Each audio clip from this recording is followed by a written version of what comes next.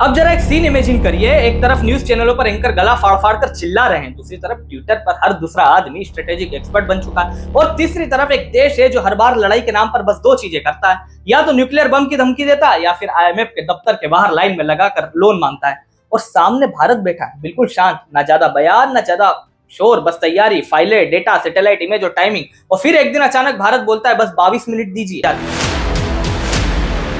13 जनवरी नई दिल्ली, एक press conference, कोई ड्रामा नहीं, कोई फिल्मी डायलॉग नहीं, कोई छाती ठोकने वाली बात नहीं।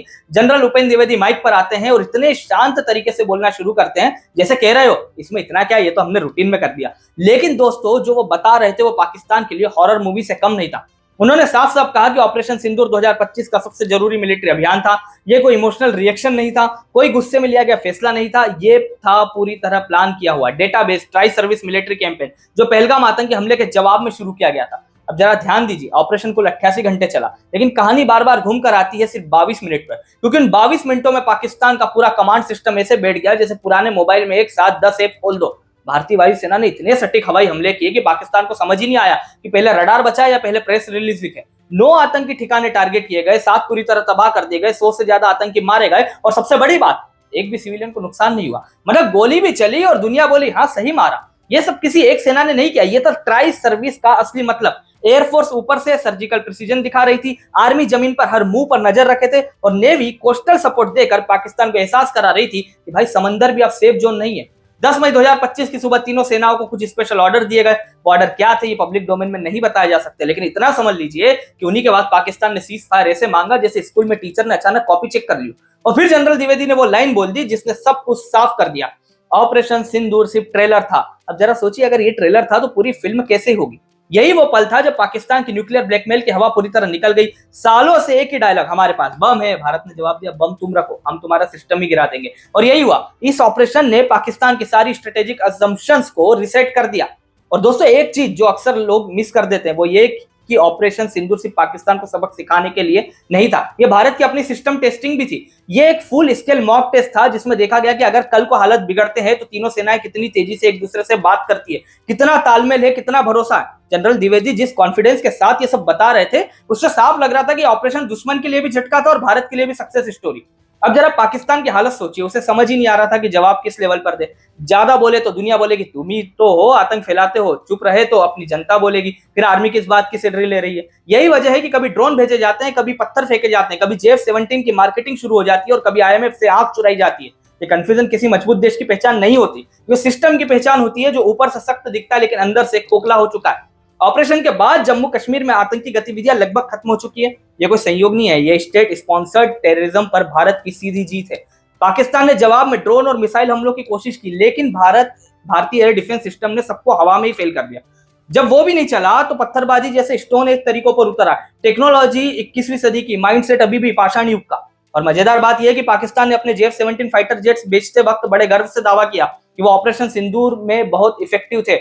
हकीकत ये थी कि उन्हीं जेट्स के साथ उनके आतंकी ठिकाने भी तबाह हो गए। नतीजा ये हुआ कि पाकिस्तान की इंटरनल इनस्टेबिलिटी और बढ़ गई, महंगाई, बेरोजगारी, जनता का गुस्सा और ऊपर से आर्मी का वही पुराना ड्रामा, देश अल्लाह के भरोसे चल रहा है और सरकार ट्विटर थ्रेड्स के भरोसे।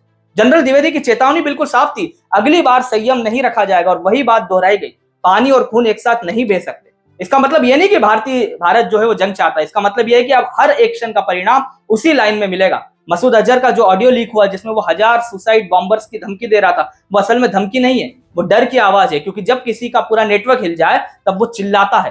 पाकिस्तान अब हर वो तरीका अपना रहा है जिससे भारत पर सीधा इल्जाम ना आए, क्योंकि उसे पता है कि अब हर हरकत की कीमत चुकानी पड़ेगी। 26/11 के टाइम उसे लगा था कि कुछ नहीं होगा, अब उसे पता है कि हर बार कॉस्ट बढ़ेगी। और दोस्तों, अगर आप यहाँ तक ये वीडियो देख रहे हैं तो इसका मतलब है कि आपको ये देसी बिना लाग लपेट वाली बातें पसंद आ रही है। इसी पॉइंट पर चैनल को सब्सक्राइब कर लीजिए, क्योंकि यहाँ न डर में बोला जाता है न दबाव में।